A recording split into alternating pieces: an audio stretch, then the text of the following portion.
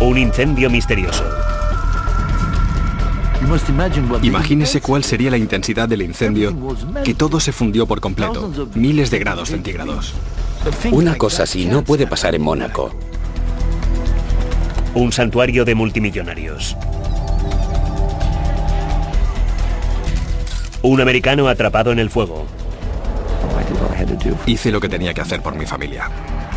Fuerzas siniestras están en juego. Hablaban del contraespionaje iraní, hablaban de la mafia rusa. Terroristas chechenos, incluso el Mossad. La muerte en el paraíso y uno de los casos más fascinantes de mi carrera, esta noche en Poder, Privilegio y Justicia.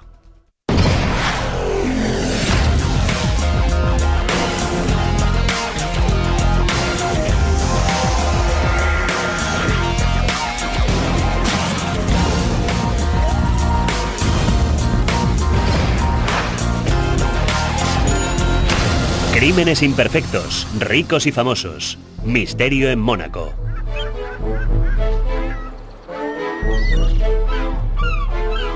Mónaco goza del cálido sol de la Riviera y es el país del Príncipe Alberto y del Grand Prix.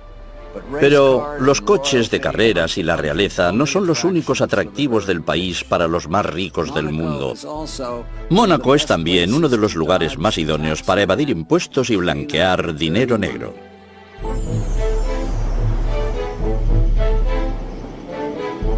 Es el 3 de diciembre de 1999. Está a punto de amanecer y los residentes de este pequeño principado están arropados en su cama. Entre los riquísimos y discretos ciudadanos de Mónaco se encuentra el banquero multimillonario Edmond Safra. Era el hombre más rico de Mónaco después del príncipe.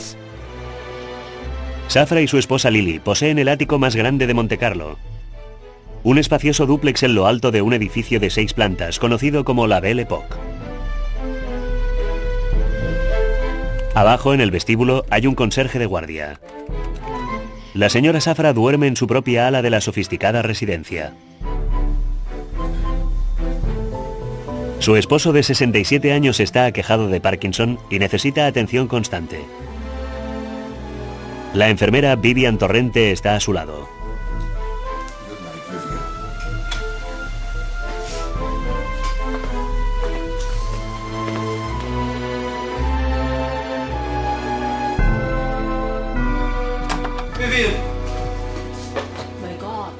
De repente otro enfermero a su servicio, Ted Maher, entra en el dormitorio con una navaja clavada en el vientre y cuenta a Safra y a Vivian que alguien le ha atacado.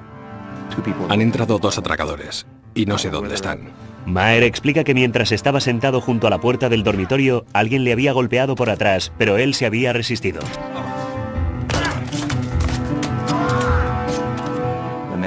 El hombre de la derecha ha sacado una navaja y me la ha clavado en el vientre.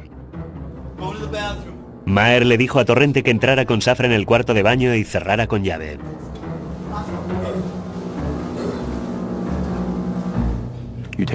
Llévate al señor Safra. Aquí tienes mi móvil, así puedes llamar. Yo bajo a buscarla.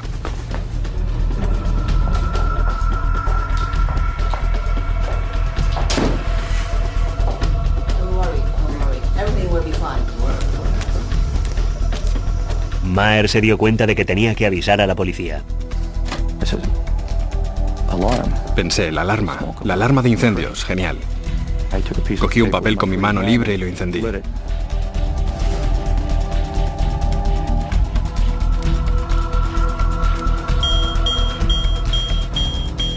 La alarma se disparará con el humo y alguien se dará cuenta. Vendrán enseguida.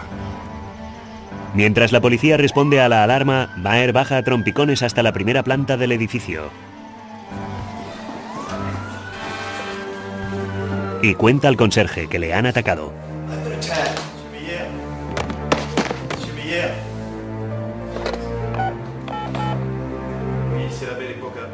El conserje creyó que le habían disparado y contó a la policía que habían disparado a un hombre. Por ello, la policía creyó que habían entrado terroristas en el edificio.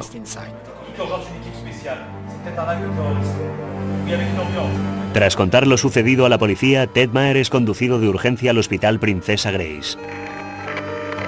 A las 5 de la mañana el Principado se despierta con las sirenas de decenas de vehículos de policías y bomberos alrededor del edificio Belle Époque. Era una situación de pánico total. El guardaespaldas principal de Edmund Safra, Shmulin Cohen, llega de otra residencia de su jefe y se lanza para salvarle. Intentó subir al ático, pero no le dejaron.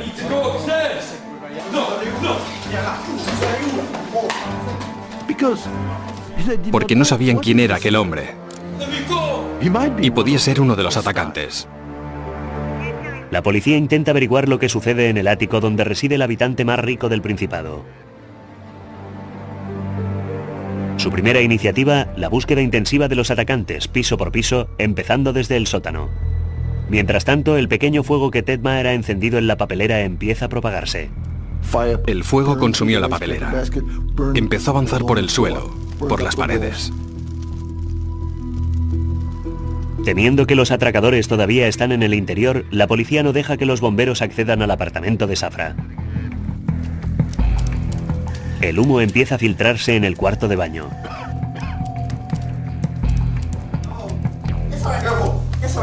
Safra y Torrente llaman pidiendo socorro. Lily Safra había escapado a las 6 de la mañana, cuando le había despertado la alarma contra incendios. Pero cuando se entera de que su marido todavía está dentro, intenta volver. La policía no se lo permitió. ¿Qué podría hacer la señora Safra contra dos intrusos armados y contra un incendio? Vimos bomberos en la azotea. No se veían llamas. Solo veíamos mucho humo. El multimillonario y su enfermera estaban atrincherados en el cuarto de baño como animales enjaulados. Apenas puedo imaginarme su terror.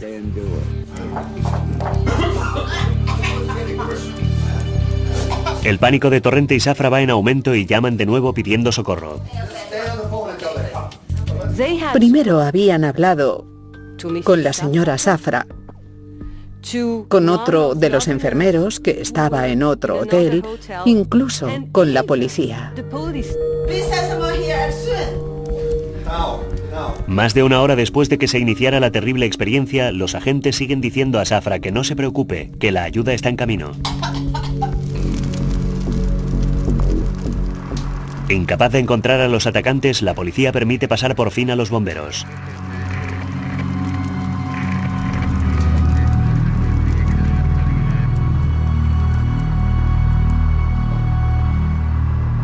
Nadie pudo entrar hasta las 7:30. Reinaba el caos más completo, todo el mundo gritaba, se comportaban como suelen hacerlo los franceses.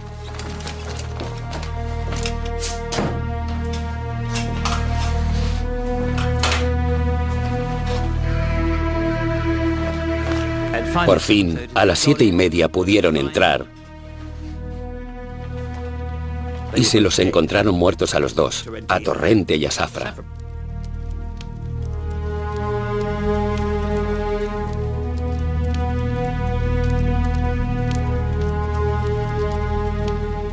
Aunque el fuego estuviera apagado, el humo que envolvía este extraño caso todavía no se había disipado.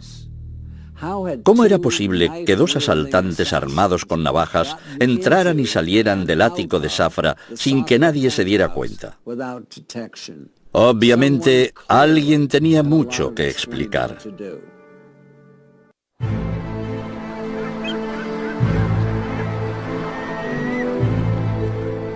El banquero multimillonario Edmond Safra y una de sus enfermeras han muerto en un misterioso incendio. El interrogante al que se enfrentan los investigadores es ¿qué ha pasado con los intrusos cuya irrupción ha impulsado al enfermero Ted Maher a iniciar el fuego? Eran dos atacantes. Mi hermano les plantó cara.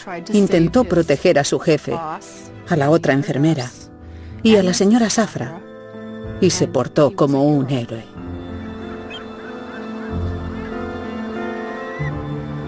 Los detectives interrogan a Ted Maher sobre sus atacantes y él les cuenta todo lo que recuerda.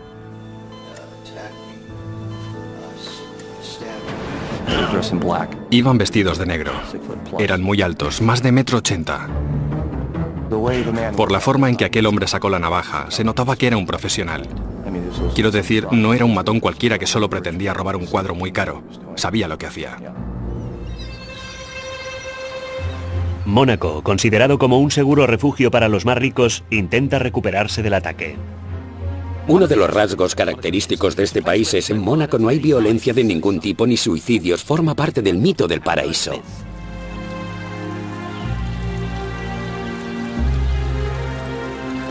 El gran novelista Somerset Maugham dijo una vez de Mónaco que era un lugar soleado para personajes turbios.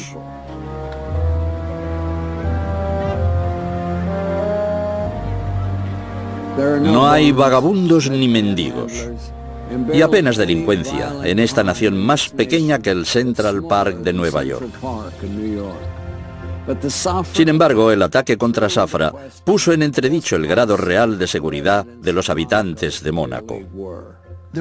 Varios grupos se verían beneficiados por la muerte de Edmond Zafra. Su nombre había saltado recientemente a los titulares por negociar la venta de su banco por 3.000 millones de dólares. Los hombres como Zafra no tienen enemigos vulgares y corrientes. Su banco estaba involucrado en la venta de armas a la contra. Era uno de los apoyos financieros más importantes para Israel, de manera que la OLP, la Yihad Islámica o cualquiera de estos grupos se beneficiaría sin duda con su muerte. También involucrado en la operación de blanqueo de dinero ruso que el Departamento de Justicia estaba investigando y cooperaba con esta investigación. La policía descubre que la esposa de Zafra, Lily, heredará la mayor parte de sus 2.500 millones de dólares, a expensas de los hermanos del difunto. El testamento de Edmond Zafra había sido modificado un par de semanas antes de su muerte, limitando o eliminando por completo la parte de sus hermanos en la herencia. Pero Lily había aportado al matrimonio cientos de millones de dólares de patrimonio, y la opinión general era que su relación con el fallecido había sido excelente, por lo que pronto se descartó la posibilidad de que tuviera nada que ver con la muerte de su marido. Vivían una vida espectacular. Edmond Zafra y Lily tenían un apartamento en uno de los edificios históricos más hermosos de la Quinta Avenida. Solo había visto a Edmond y Lily Zafra una vez, en la ópera, pero incluso desde lejos percibí el aura de extraordinaria riqueza que les rodeaba. Costaba imaginar un final tan sórdido para aquella vida de cuento de hadas. En Londres, tenían dos casas contiguas en Eaton Square. Eran además los propietarios de la Leopolda, construida para el rey de Bélgica, que se vende ahora por 265 millones de dólares. Los detectives siguen investigando en el ático destrozado, pero no encuentran señal alguna de que alguien haya forzado la entrada, ni rastro de los atacantes en las cámaras de vigilancia. ¿Cómo era posible entonces que dos intrusos armados penetraran en uno de los edificios más protegidos de Montecarlo y luego desaparecieran simplemente? ¿Y qué había sido del sistema de seguridad de Zafra? Cuando paseaba por sus fincas, sabía que detrás de cada arbusto había alguien armado. Edmond Zafra vivía prácticamente rodeado por un ejército privado de guardaespaldas, muchos de ellos veteranos del Mossad, el servicio de espionaje israelí. Sin embargo, ninguno de ellos estaba de guardia la noche en que murió Edmond. La policía volvió a interrogar a Maher en el hospital. Esta vez intentaron profundizar en su pasado, intentando comprender el motivo que había llevado a Montecarlo a este enfermero americano. Mi madre era conductora de autobús escolar. Mi padre era reparador de averías telefónicas. Y era una familia muy estricta, muy religiosa, muy disciplinada. Soy el mayor de 5 hijos. Mis hermanos y yo no crecimos en la abundancia, solo teníamos lo básico. Y si queríamos algo, teníamos que trabajar para conseguirlo. Tras licenciarse del ejército y terminar sus estudios de enfermería, Maher se convirtió en un especialista neonatal muy bien considerado en Nueva York. Un día, los padres de unos gemelos que había tenido a su cargo le recomendaron a su amigo Edmond Zafra. Hay algo casi increíble en la trayectoria que llevó a Ted Maher desde atender a recién nacidos hasta entrar en el Sancta Sanctorum de uno de los hombres más ricos del mundo. Los orígenes de Maher eran tan humildes como grandiosos los de Safra. Ted no había tenido nunca acceso a este estilo de vida. Era realmente como un sueño convertido en realidad para un enfermero privado. Ahora, sin embargo, con su jefe fallecido y 2 puñaladas en el vientre, el sueño de Maher se ha derrumbado. Lily Safra se encarga de que la mujer de Ted, Heidi, viaje a Mónaco desde Nueva York para acompañar a su marido en el hospital. Pero la policía tiene otros planes para la señora Maher. La policía interrogó a Heidi durante 2 o 3 horas. Luego, ella pidió permiso para tomar un café, y al salir, un coche se detuvo a su lado. Ella no sabía que era la policía.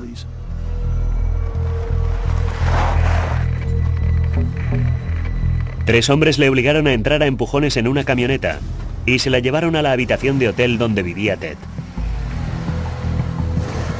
Raptándola y llevándosela por la fuerza, pudieron registrar la habitación sin violar la legislación monegasca. En el registro encontraron un frasco de xilocaína, un anestésico que ningún médico había recetado a Ted. Este descubrimiento despertó las sospechas de la policía sobre la credibilidad de Ted. De repente, Heidi se da cuenta de que la policía ya no considera a su marido como el héroe de la historia, sino que empiezan a tratarle como a un sospechoso. Entonces llamó a la hermana de Ted, Tammy, para contarle lo sucedido.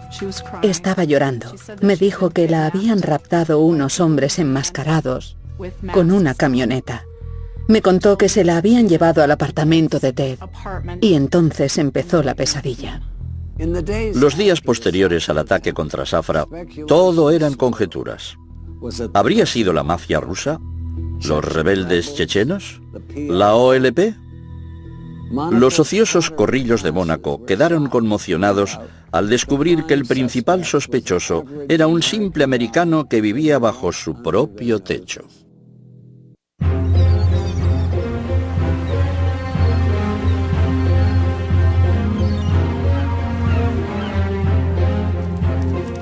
...24 horas después de la muerte de Edmond Safra y su enfermera Vivian, los investigadores todavía no han descubierto nada sobre los atacantes que habían penetrado en el lujoso ático. Para el horror de Heidi Maher, las sospechas se dirigen ahora hacia su esposo. La señora Maher se había marchado de Nueva York creyendo ir al encuentro de su marido, convertido en un héroe, pero al aterrizar en Mónaco, el héroe ya no era un héroe, sino un criminal. La veracidad del navajazo era muy dudosa porque llevaba un jersey de lana o algo parecido y curiosamente le habían apuñalado sin que la navaja atravesara la prenda. El jersey de lana no presentaba ningún orificio, solo le había atravesado la piel.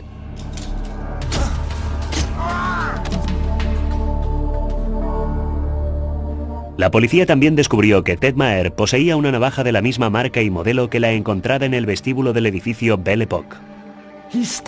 Se había apuñalado con su propia navaja. Pero claro, siempre podía decir, tenía una navaja, el intruso me la quitó, me la clavó y me la devolvió. Porque encontramos el arma a su lado, aunque claro, no parece muy lógico. Los detectives interrogaron a Ted Maher varias veces. Me lo preguntaban de todas las formas posibles, pero yo siempre les contestaba lo mismo. Dicen a Maher que él es el culpable de la muerte de Safra y Torrente. Mi primera reacción fue echarme a llorar. Me considero a mí mismo como una persona bastante fuerte, pero me parecía increíble que me hicieran responsable de la muerte de un ser humano. La policía le expuso las pruebas en su contra, y finalmente, en la quinta sesión de interrogatorios, Maher les dijo exactamente lo que querían oír. Les dijo, voy a deciros la verdad. La verdad es que estaba solo en el apartamento con el señor Safra y la señorita Torrente y me clavé la navaja yo mismo. Ted Maher declaró a la policía que había organizado un falso ataque y había iniciado el fuego para que cundiera el pánico, que todo había sido un montaje. Quería impresionar a su jefe, que le viera como un héroe. Tras ser dado de alta del hospital, la policía se lleva a Maher a comisaría. Ya han oído su declaración. Ahora quieren que firme su confesión. Para presionarle, utilizan el pasaporte de su mujer. Me enseñaron ese pasaporte y me dijeron, aquí hay una foto de vuestros hijos. Sabemos que son muy pequeños y que su madre estará mucho tiempo sin verlos. Ted Maher pensó que el futuro de su familia estaba en juego. Aquel investigador me dijo que tenía que firmar. En caso contrario, no soltarían a mi mujer. Y yo firmé porque no tenía otra opción. Hice lo que tenía que hacer por mi familia. 3 días después del trágico incendio, mientras Edmond Safra recibe sepultura en Ginebra, el fiscal general de Mónaco convoca una conferencia de prensa para anunciar que se presentan cargos contra Ted Maher.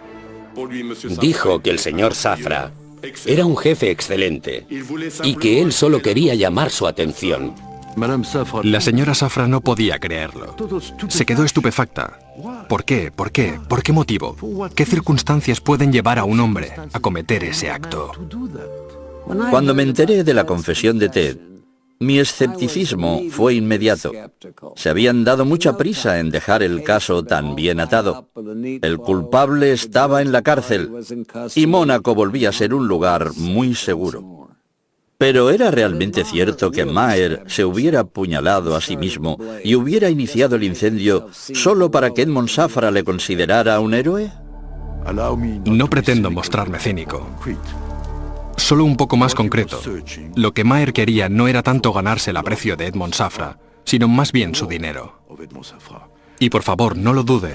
Si las cosas hubieran realmente sucedido tal como él decía haberlo pretendido, es decir, se presenta un peligro y Ted Maher salva a Edmond Safra de ese peligro. Si todo hubiera terminado ahí, habría recibido sin duda una recompensa que le hubiera permitido retirarse para el resto de su vida. La cárcel de Mónaco es el hotel de París de las cárceles. La celda de Ted tenía aire acondicionado y vistas al Mediterráneo. Una nevera, una cama grande y un escritorio.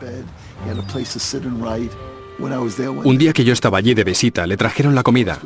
Y el primer plato era aguacate con vinagreta y el segundo un pescado del Mediterráneo con salsa Menier de mantequilla. Durante 2 años, Maher languidece en la lujosa cárcel monegasca. En 9 ocasiones es sometido a intensos interrogatorios y en todos ellos se reafirma en su confesión. En su fuero interno, sin embargo, sabe que sí entraron unos atacantes, aunque nadie más los viera. ¿Se imagina eso? Saber la verdad y aguantar que la gente te llame asesino, criminal, sicario y todas esas acusaciones y no poder defenderte. Finalmente se fija la fecha del juicio, el 21 de noviembre de 2002. Heidi Maher contrata a un abogado americano para la defensa de su marido. Ted insistía en que le habían apuñalado. Le expliqué que podía ayudarle, quizá conseguir que se declarara nula su confesión.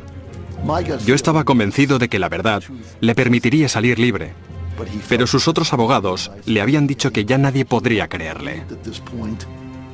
Yo estaba convencido de que un hombre inocente iba a ser víctima de un gobierno que no podía tolerar un delito sin resolver en su pequeño y perfecto principado. Y ahora, cuando Ted Maher iba finalmente a comparecer ante un tribunal, regresé a Montecarlo para seguir de cerca el proceso.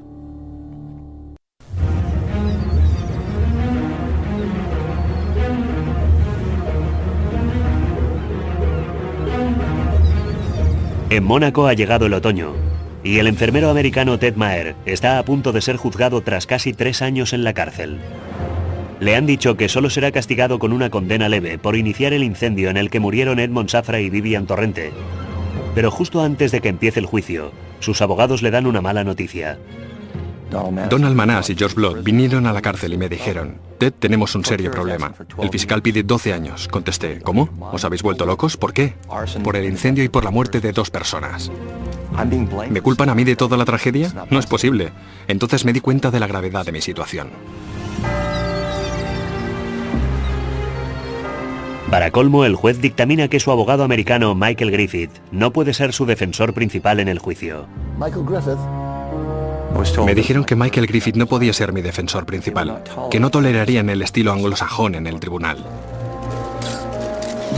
El 21 de noviembre de 2002 se inicia el juicio, bajo la atenta mirada de todo Montecarlo.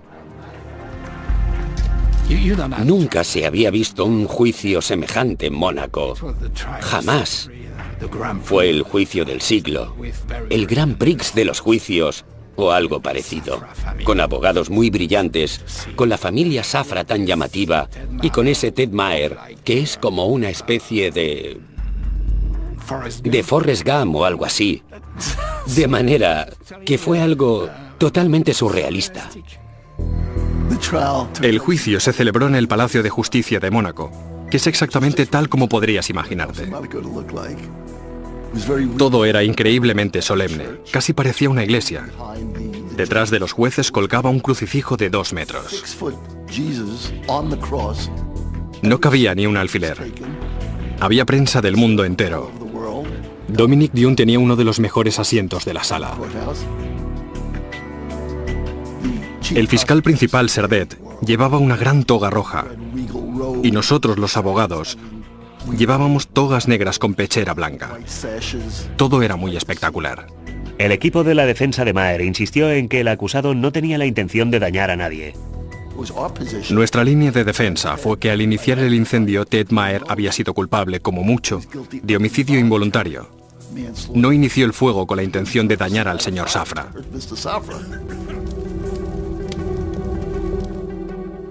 Según la legislación monegasca, Lily Safra tenía el derecho de participar en la acusación como esposa de la víctima. El príncipe Carlos de Inglaterra le recomendó que siguiera los consejos de Mark Bolan, el brillante relaciones públicas británico. Bolan le aconsejó que se vistiera con un traje pantalón de Yves Saint Laurent de 25 años antes y se abstuviera de ponerse joyas. Pero era inevitable.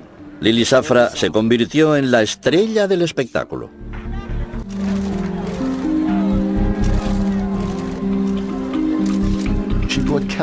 La señora Safra había contratado a un abogado suizo muy caro, Marc Bonan, y a George Cageman, exministro de Justicia de Francia.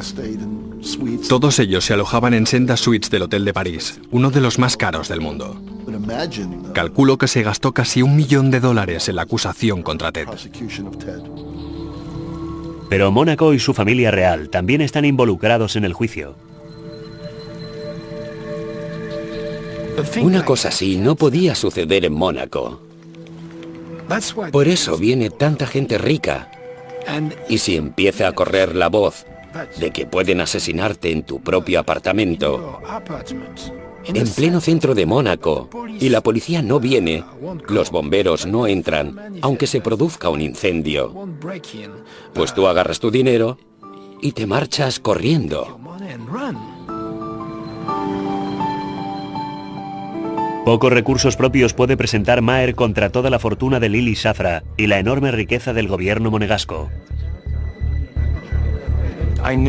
Yo sabía que estaba en un aprieto muy serio, y sabía que ellos tenían todas las cartas en la mano, pero que en este juego, por desgracia, se trataba de mi vida.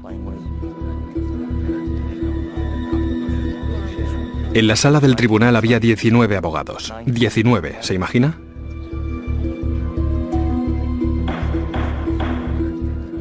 Por desgracia, ninguno de ellos representaba a Ted Maher.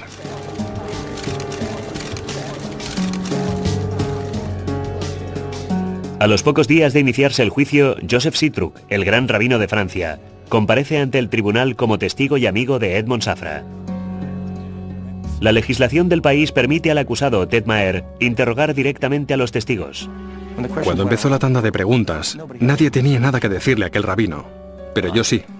Y desde lo más profundo de mi corazón, le pregunté si podía formular una plegaria allí mismo para el señor Safra y Vivian Torrente. La pregunta de Ted era tan rara que empecé a preguntarme si aquel hombre no estaba un poco loco. El rabino empezó a salmodiar en hebreo y los jueces, jurados, testigos y abogados se levantaron e inclinaron la cabeza. Fue un momento surrealista, asombroso. Los abogados de Maher atacaron a la policía y los bomberos por su deficiente actuación en lo ocurrido.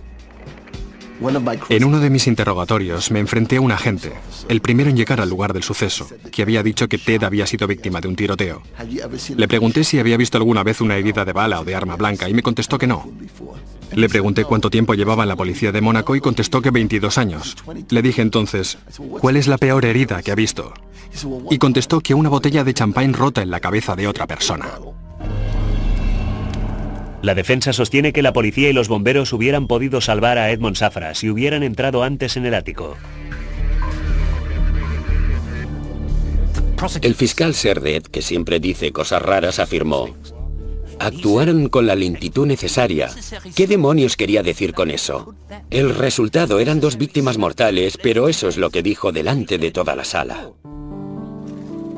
La persona que más conmovió al público asistente al juicio fue Heidi Maher. El amor que profesaba su marido y su confianza plena en él no habían flaqueado ni un momento. Estaba sentada en la hilera de enfrente y no quitó la vista de su marido ni un segundo.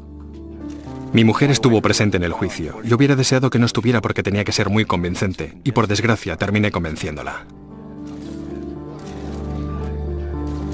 Cuanto más hablaba Ted, más empecé a dudar de su historia. No era nada en concreto, pero a veces su mirada parecía perderse cuando daba alguna respuesta demasiado prolija. Cuando se terminó el juicio, para mí había perdido por completo su credibilidad. Al principio, cuando hablábamos con Ted para preparar su defensa, se comportaba como una persona normal. Pero con el tiempo, la mirada de Ted se volvió cada vez un poco más rara. Su forma de hablar, su forma de explicarse, se notaba que estaba loco, que le pasaba algo raro, pero parecía un chico muy agradable.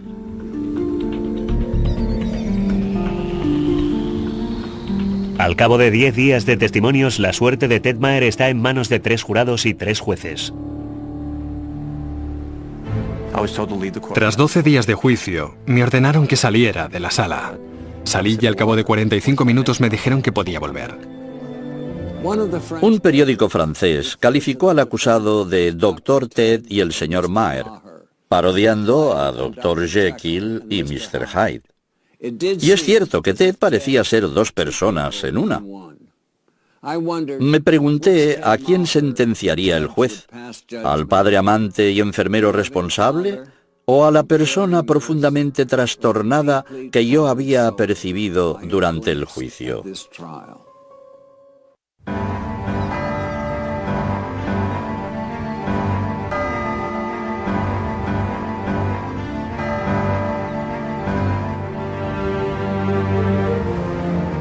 Tras una corta deliberación, el jurado del caso contra Ted Maher regresó a la sala para anunciar su veredicto. No podía creerlo. No tuvieron tiempo de deliberar, solo 45 minutos en uno de los juicios más importantes en la historia de Mónaco. Y entonces el presidente del tribunal leyó un papel que obviamente había sido redactado con mucha antelación, durante 1 hora y 20 minutos.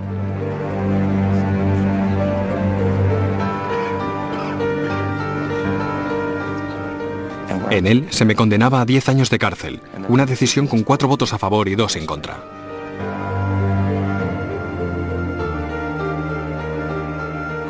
Heidi Maher utilizó mi teléfono móvil para llamar a su madre en el estado de Nueva York.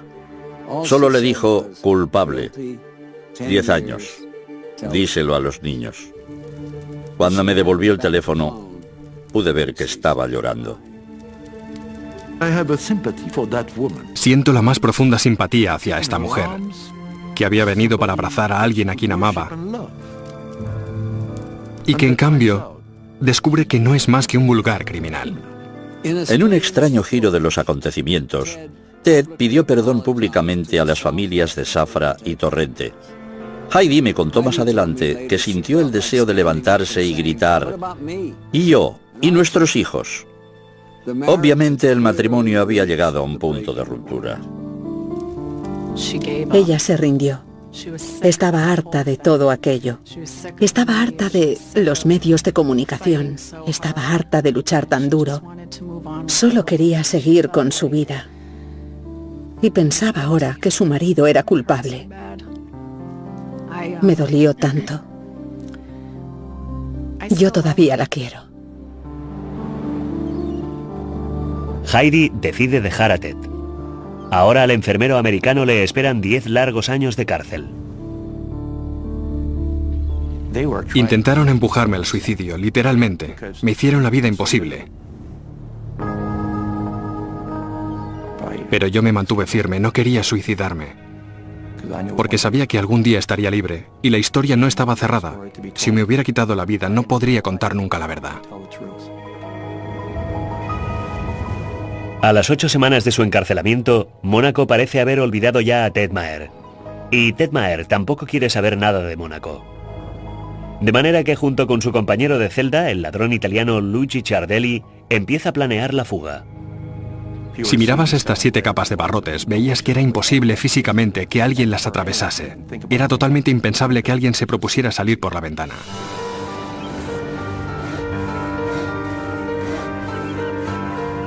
Noche tras noche, Maher va serrando los barrotes con una sierra conseguida clandestinamente. Tras semanas de esfuerzos secretos, él y su compañero de celda consiguen por fin su objetivo.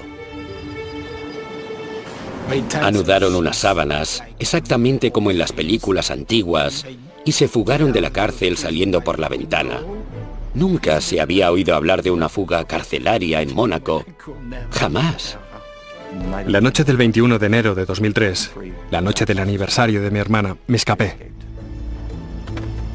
Mi compañero de celda me abandonó en cuanto tocó el suelo. Yo crucé todo Montecarlo, incluso les dije buenas noches a 3 policías al salir de la cárcel, y me marché muy rápido. Llegué a Niza, en Francia, y me dirigí a un hotel de 2 estrellas. Le dije al recepcionista que el coche me había dejado tirado. Me llamó por teléfono y me dijo, ¡feliz cumpleaños! Me dijo que se le había averiado el coche y que el conserje necesitaba el número de una tarjeta de crédito para poder darle una habitación. Lo he perdido todo y necesito ayuda. ¿Qué podía hacer yo? Entonces le di el número de mi tarjeta de crédito.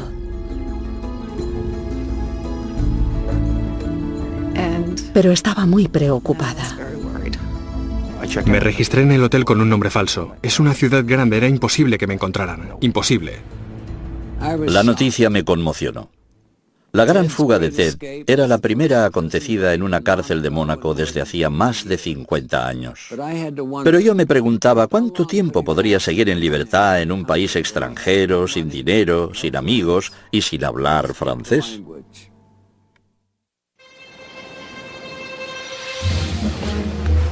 En un giro totalmente inesperado, Ted Maher, declarado culpable de la muerte de Edmond Safra, ha conseguido fugarse de la cárcel de Mónaco. Se aloja en un hotel de Niza e intenta planificar su siguiente movimiento. Durante la noche me había puesto en contacto con mi mujer, Heidi, que no quiso ayudarme. Heidi llamó entonces a los abogados de Ted en Mónaco para informarse sobre lo ocurrido. Ellos, a su vez, llamaron a la policía que negó rápidamente la fuga de los reclusos. Solo es un rumor, están acostados. Hacemos la ronda de control cada hora y están durmiendo. Maher llama entonces a un sacerdote que ha estado administrando algún dinero para sus gastos en la cárcel. Y le dije, Padre Bol, necesito el dinero que mi familia le ha dado. Y me contestó, Ted, llámame mañana por la mañana.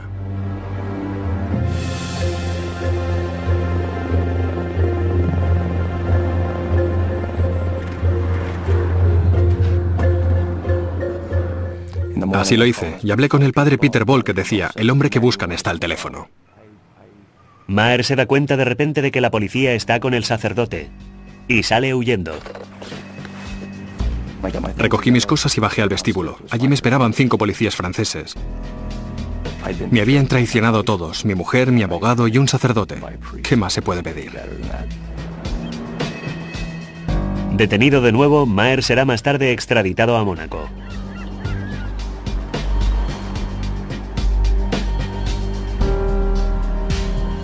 Una vez más, comparece ante el juez en el Palacio de Justicia de Mónaco, pero esta vez por haberse fugado de la cárcel. Asistí al juicio por su fuga y descubrí que Ted Maher no había cambiado. Su sistema de defensa seguía igual. Yo no he sido, han sido los otros. La cantidad de cosas que habían pasado sin que él quisiera era enternecedora. Había matado sin querer. Había escapado sin querer. ¿Estaba viviendo sin querer? Como castigo por su fuga, Maher es condenado a otro año de cárcel, además de su sentencia de 10 años. Maher intenta hacerse a la idea de la larga condena que le espera. Es un hijo de puta muy resistente. Y su fe en Dios es más fuerte que la mía. Seguí interesándome por el caso y me enteré de que Ted Maher se estaba convirtiendo en otra persona en la cárcel. Ya no era el personaje indefenso, ligeramente demente, que parecía ser durante su juicio. Ahora quería demostrar su inocencia públicamente. En agosto de 2007, Ted Maher sale de la cárcel de Mónaco tras cumplir su condena. Se marcha inmediatamente a Estados Unidos, ansioso de ver a sus hijos y empezar una nueva vida en libertad. El avión aterrizó. Yo tenía el corazón en un puño. Temía que los años de cárcel le hubieran destrozado como persona. Pero no es así. Sigue siendo el mismo cabrón, el mismo hermano genial de siempre. Estoy tan feliz de que haya vuelto a casa. Bueno, lo primero con lo que me encuentro después de horas de avión es una orden de alejamiento para que no me acerque a mis hijos. Supongo que mi mujer se asustó mucho al pensar que finalmente había salido vivo de la cárcel. Hoy en día todavía no he conseguido ver a mis hijos y sigo luchando por ello. Ted Maher fue injustamente acusado y condenado por algo que no hizo. Hay ciertas personas que se han beneficiado con la muerte del señor Edmond Safra. Y estas personas saben quiénes son. Y saben lo que hicieron. Y saben lo que no hicieron. Cualquier versión procedente de las autoridades monegascas, cualquier historia avalada por ellas, es casi indiscutiblemente incierta. Creo que este caso será uno de los grandes misterios de la historia de Mónaco para siempre. Y dudo que algún día sepamos la verdad. Ted Maher causó la muerte de 2 personas. Las cosas son muy sencillas. Por desgracia, incluso hoy en día, me encuentro con gente que sabe que me ocupé de este caso y que vienen y me dicen con cara de complicidad: pero Mark, ¿de verdad crees que no hubo más que eso? Pues sí, lo creo de veras. No tan solo lo creo, es que lo sé racionalmente que no hubo más que eso. Al principio creí que Ted Maher era una víctima. Luego pensé que estaba loco. Ahora, 8 años más tarde, lo único que sé es que Edmond Safra se llevó a la tumba toda la verdad sobre lo que ocurrió aquella noche. Dominic Dune para la televisión judicial.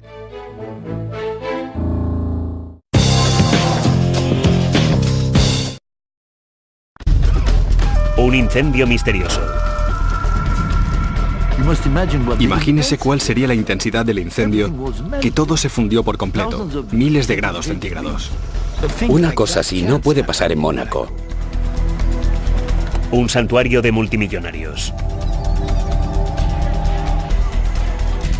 Un americano atrapado en el fuego. Hice lo que tenía que hacer por mi familia. Fuerzas siniestras están en juego. Hablaban del contraespionaje iraní, hablaban de la mafia rusa. Terroristas chechenos, incluso el Mossad. La muerte en el paraíso y uno de los casos más fascinantes de mi carrera, esta noche en Poder, Privilegio y Justicia.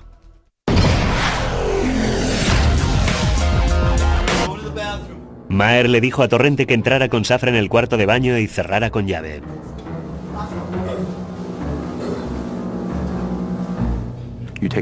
Llévate al señor Safra. Aquí tienes mi móvil, así puedes llamar. Yo bajo a buscarla.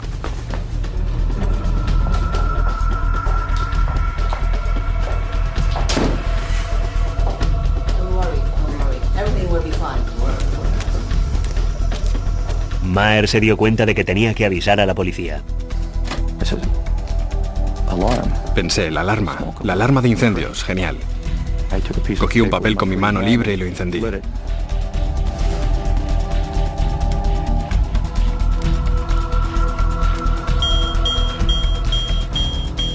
La alarma se disparará con el humo y alguien se dará cuenta. Necesita atención constante. La enfermera Vivian Torrente está a su lado.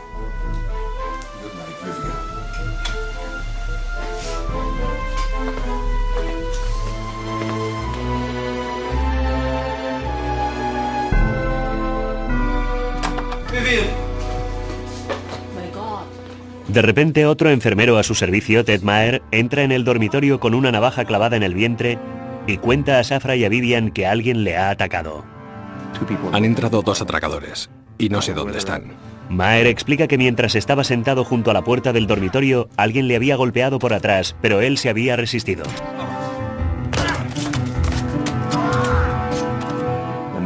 El hombre de la derecha ha sacado una navaja y me la ha clavado en el vientre.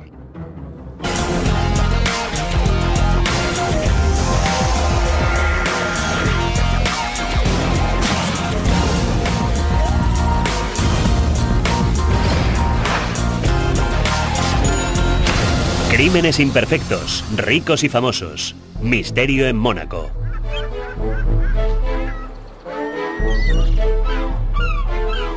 Mónaco goza del cálido sol de la Riviera y es el país del príncipe Alberto y del Gran Prix. Pero los coches de carreras y la realeza no son los únicos atractivos del país para los más ricos del mundo. Mónaco es también uno de los lugares más idóneos para evadir impuestos y blanquear dinero negro.